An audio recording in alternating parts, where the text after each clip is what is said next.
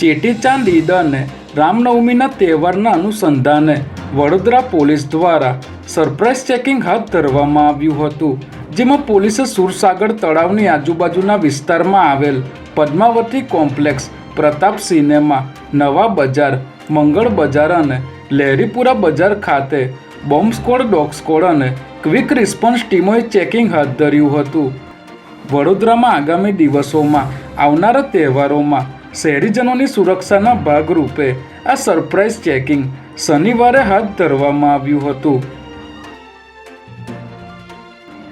રાજ્યમાં કહેવાતા એક્ટિવિસ્ટ અને પોતાને પત્રકાર તરીકે ઓળખાવી બિલ્ડરો, વેપારીઓ અને વિવિધ વર્ગના લોકોને યેનકેન પ્રકારે હેરાન કરીને તેમની પાસેથી ખંડણી ઉઘરાવાતી હોવાના આરોપ રાજ્યના ગૃહમંત્રી સુધી પહોંચ્યા હતા, જેથી આવા લોકો સામે ખાસ તપાસ કરીને સુરત પોલીસ કમિશનર અને ડીસીપીએ અત્યાર સુધી એક્ટિવિસ્ટ અને કહેવાતા પત્રકારો વિરુદ્ધ 60 કરતાં પણ વધારે ગુના નોંધતા ગાંધીનગર ચોંકી ઉઠ્યું છે. ત્યારે હવે તમામ મહાનગરો સહિત આખા રાજ્યના પોલીસ તંત્રને આવી માનસિકતા ધરાવતા લોકો સામે કડક પગલાં લેવા આદેશ કરવામાં આવ્યા છે.